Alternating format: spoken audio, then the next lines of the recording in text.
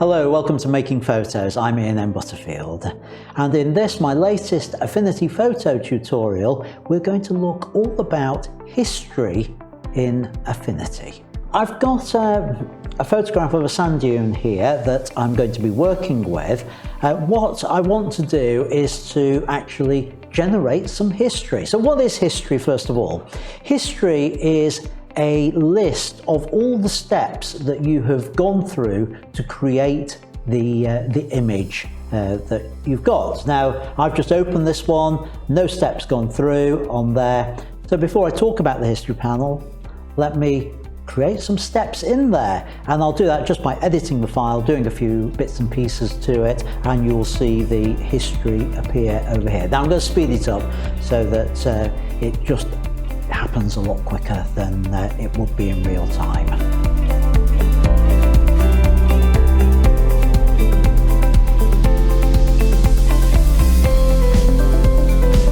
Okay, so I've done some edits to the file. I've created a funky purple sand. I've added in some text on there, and if we look through the history, we can see there's quite a bit in there now. Now I have got a history, I can show you some of the things that we can do with it. It might be quite nice underneath this word, "this is a sand dune." One thing I could do, I thought, well, maybe I ought to have the proper colours underneath the text. Now, how can I do that? Well, I could duplicate the bottom layer and mask it so there's just that bit there, but there's actually a much easier way to do it using the history. I'm going to go all the way back to right at the beginning, when we first came in, and that's what it looked like, and I am going to set that as my undo brush source. So I select that, go all the way back down here to where we were. So if I select the undo brush, which is here, I'm going to create a new blank layer. And what the undo brush does is it takes pixels from the history item that I've selected. You can see this first one is highlighted. And if I create a large enough brush, you can see here that we can see through, and it would paint in exactly what was there at that stage in the history. So I've gone for a very soft brush, which means I can just paint in underneath the words that colour of the sand, hide all the words. What do I have to do? I just need to move this layer above the other one, and we can see that underneath the words we've got the coloured background, which was taken from that previous section in the history. So if I just turn everything off except that one layer, you can see I've just painted in how the image looked at that point in the past in the history. So it's a really powerful way and a quick way of creating an effect.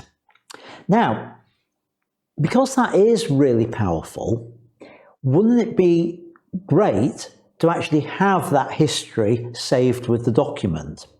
Well, the problem is, if I just save this document, if I do File, Save As, and I'm going to call this Normal Save, if I was to reopen that document, all the history would be gone, it would reset.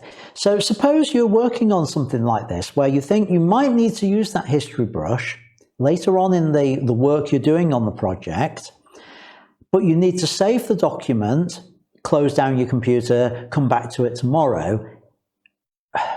Well, your history would be gone unless you take the step of saving the history with the file. So that is done by selecting Save History with Document, and it comes up with a warning telling me that, yeah, anybody who gets this document is going to be able to see all the steps you went through to create it. And well, yes, I do want to do that because there's only me going to see it. So I say yes. And now File, Save As, and this time I am going to call it with History.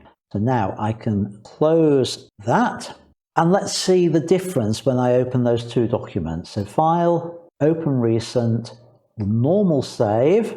I've still got all my layers, but that history has completely gone. So what happens if I open the other one? File, Open Recent with history. You can see now all those history steps are there. And the one that I saved with the history still has that option selected. The one that was the normal save, you can see it hasn't got the save history with documents. So it remembers that setting with the document as well.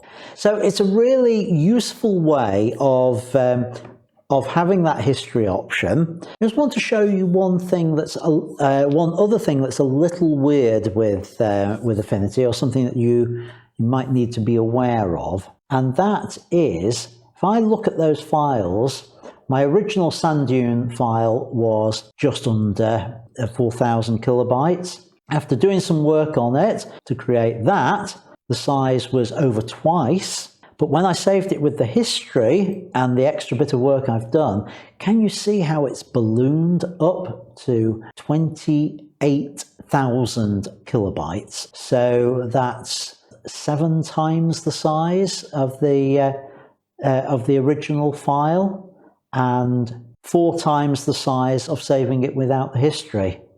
So use the save with history sparingly.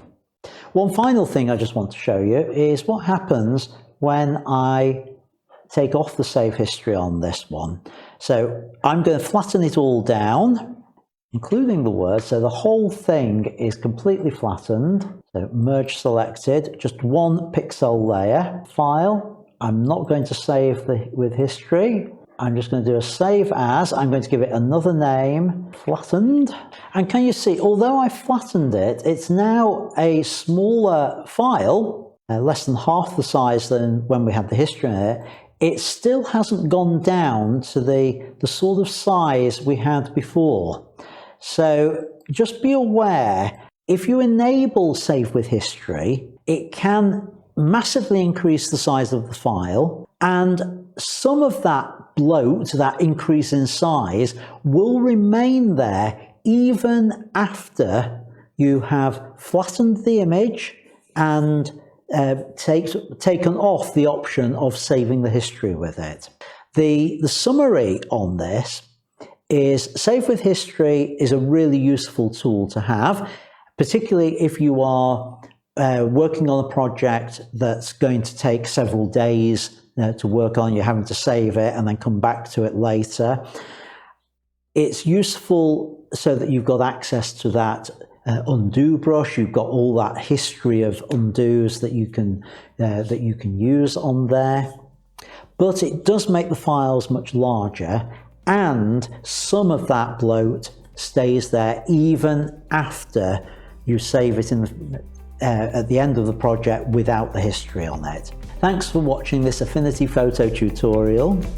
Hope you found it helpful. I will be back next week with another Affinity tutorial. Next time I'm going to be looking at some of the best shortcuts for speeding up your use of Affinity Photo. And that video, when it's published, will be on the screen here, and there will also be the playlist of all my Affinity tutorials there. So see you in the next video. Bye for now.